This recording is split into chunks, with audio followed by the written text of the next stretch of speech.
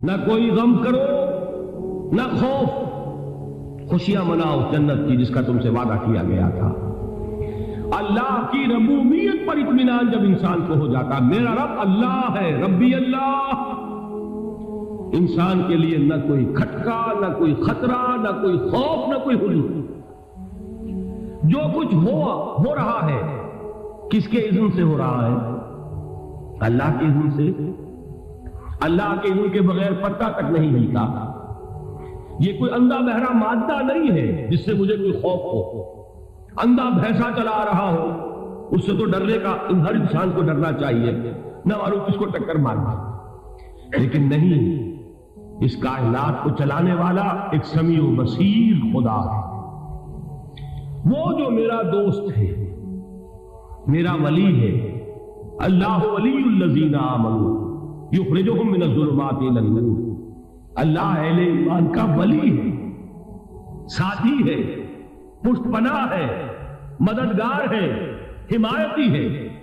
بتائیے جسے یقین ہو جائے کہ اللہ میرا مددگار، اللہ میرا محافظ، اللہ میرا پشت پناہ، اللہ میرا حمایتی، اس کے لیے کوئی خوف ہوگا؟ اس سے کوئی ڈر ہوگا؟ میں مثال دیا کرتا ہوں ایک بہت سادہ، پنجاب کے دیہات کی۔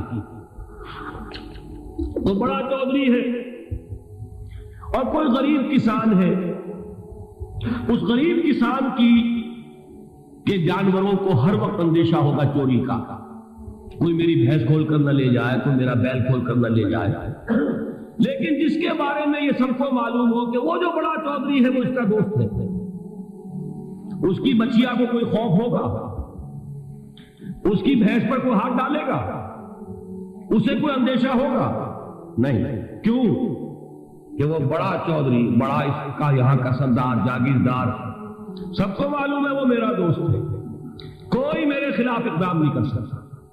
اس دنیا میں یہ چھوٹی سی بات اگر آپ کے دلی اطمینان اور سکون کا باعث بن سکتی ہے تو ذرا تصور کیجئے۔ میں لفظ تصور استعمال کروں گا صرف اس لیے کہ اس کا ہم جس کو کہتے ہیں ادراک اور شعور کر نہیں سکتے، اگر کے ساتھ کر سکتے۔ اگر یقین ہو کہ اللہ میرا مددگار اور یقین ہو کہ اللہ ہر آن میرے ساتھ ہے، پھر کوئی خوف کس کا خوف ہے؟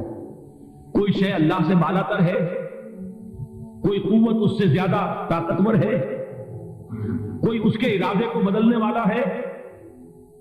کوئی اس کی مشیت کے آڑے آنے والا ہے؟ یہی بات ہے جو حضور نے فرمائی ہے، ایمان کا حاصل ہے لب لباب،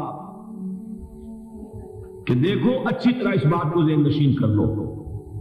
اگر تمام انسان مل کر تمہیں کوئی نقصان پہنچانا چاہے نہیں پہنچا سکتے، مگر جو کچھ اللہ نے لکھ دیا ہو، اور تمام انسان مل کر تمہیں کوئی نفع پہنچانا چاہے نہیں پہنچا سکتے، مگر وہ شے جو اللہ نے طے کر دی۔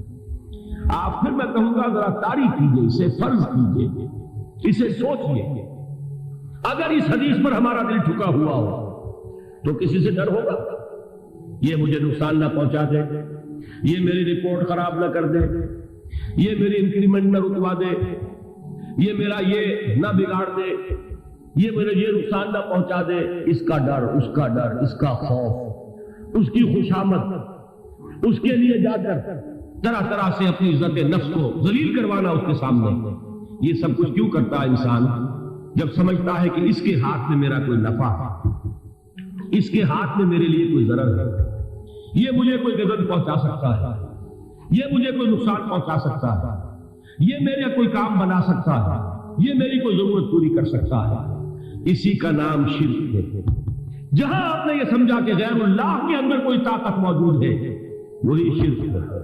بتوں سے تجھ کو امید ہے، خدا سے نومیدی، مجھے بتا تو صحیح اور کافری کیا ہے؟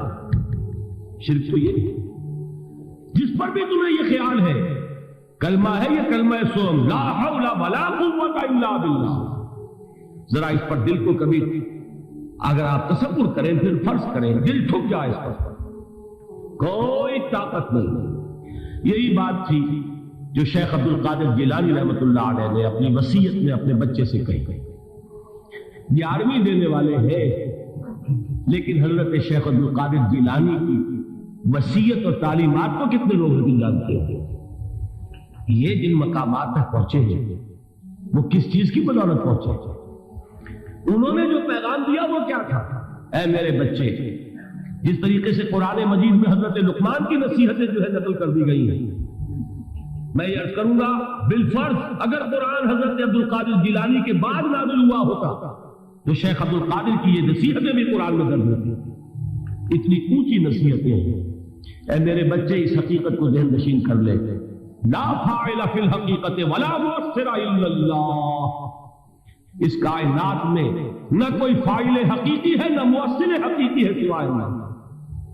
کسی شے میں کوئی تاثیر نہیں اگر اللہ نہ چاہے۔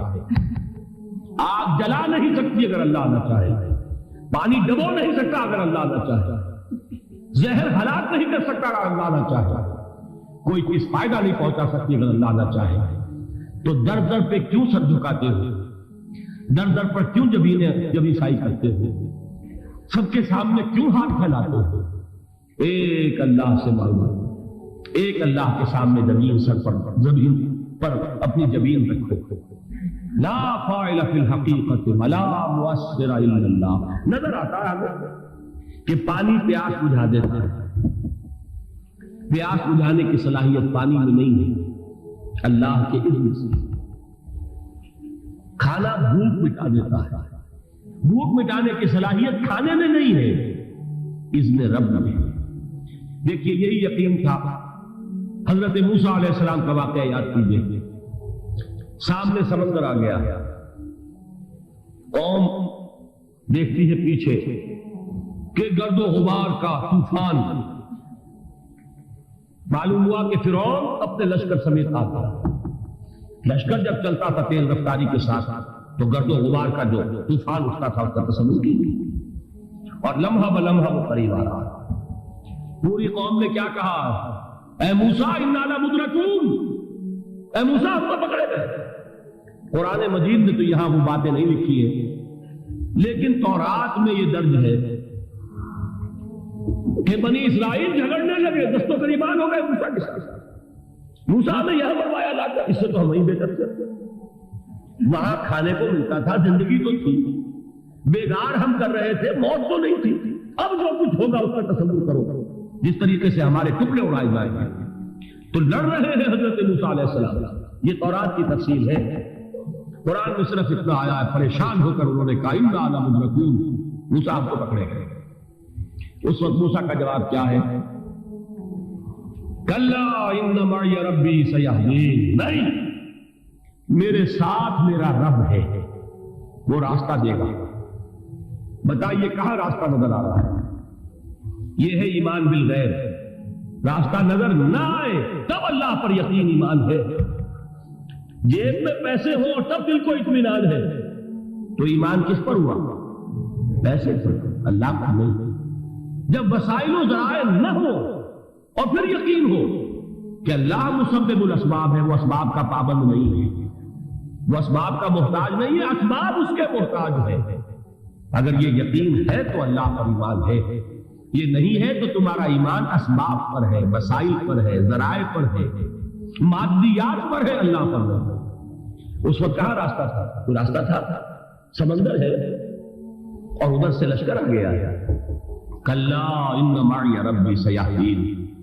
اب دیکھیے ایمان کہہ دینا آسان ہے، ہوا معکم اینما کنتم، جہاں کہیں بھی تم ہوتے ہو اللہ تمہارے ساتھ ہوتا ہے، لیکن اس کا یقین قائم ہو جائے تو زمین و آسمان کا فرق واقع ہو جاتا ہے۔ یہی بات ہوئی حضور کے ساتھ۔ غار ہے، چھپے ہوئے ہیں محمد رسول اللہ اور آپ کے وہ یار غار ابو بکر صدیق رضی اللہ تعالی عنہ۔ اقبال نے حضرت ابو بکر کی شان میں چند اشعار کا سلسلہ، لیکن واقعہ یہ ہے کہ بھاری بھاری نظموں پر اور قصیدوں پر بھاری، طویل ترین نظمیں اور قصیدے ہوں ان پر بھاری۔ ہمتیں ابو بکر کی ہمت جو ہے، کشت ملت را کیوں اب، جیسے بارش سے کھیتی اپجتی ہے، ابو بکر کی ہمت اور عزیمت اس امت کو اسی طرح سینچنے والی ہے.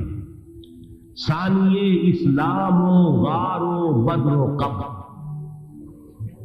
وہ دوسرے تھے اسلام میں، دوسرے پہلے کون تھے؟ انا اول المومنین، حضور فرماتے ہیں سب سے پہلا ایمان لانے والا میں.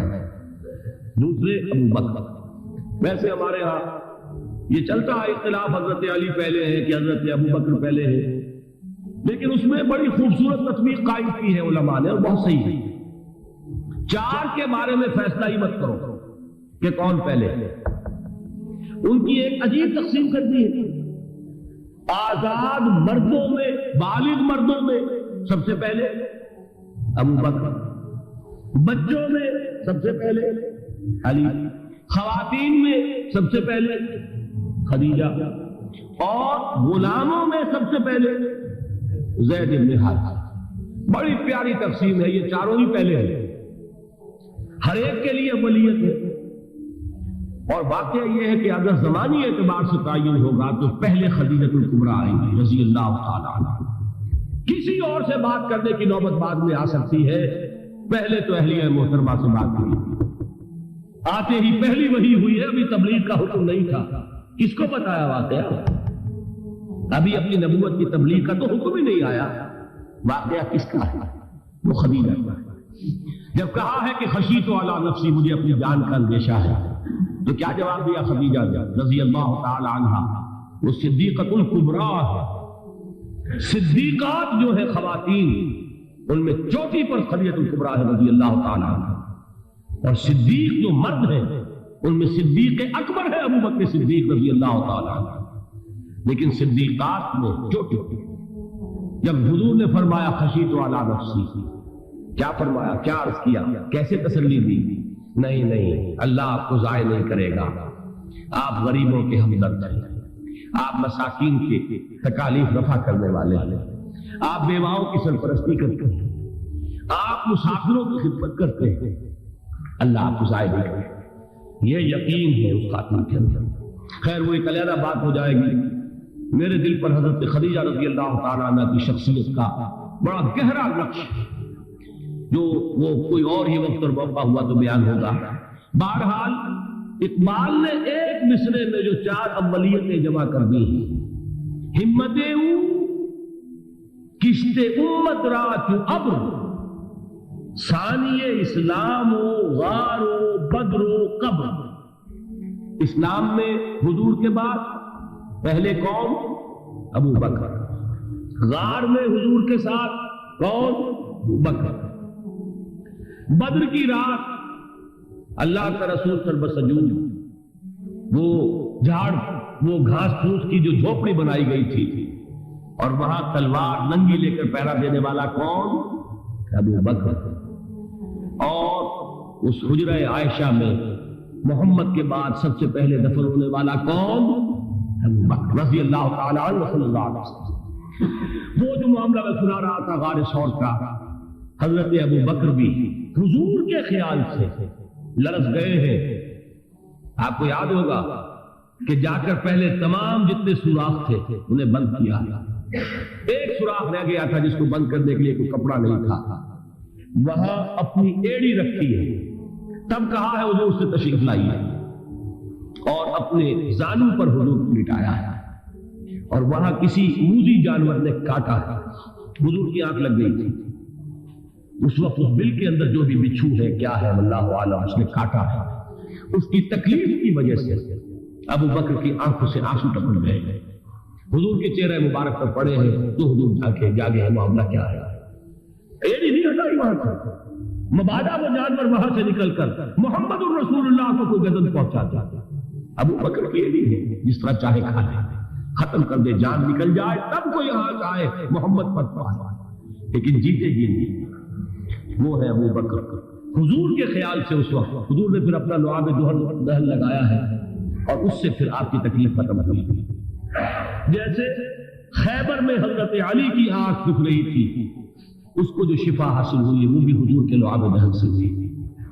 تو بہرحال اس وقت انہوں نے کہا ہے کہ اے نبی یا رسول اللہ، اگر اس وقت ان میں سے کسی نے غیر ارادی طور پر بھی اپنے قدموں کی طرف جھانک دیا تو پکڑے جائے. کیا جواب تھا اللہ کے رسول؟ لا تحزن ان اللہ معنا، اللہ ہمارے ساتھ ہے، کیوں گھبراتے ہو بکر؟ یہ ہے ایمان باللہ، میرا مالک اللہ، میرا رازق اللہ، میرا محافظ اللہ، میرا مددگار اللہ، میرا پشت پناہ اللہ، میرا دوست اللہ۔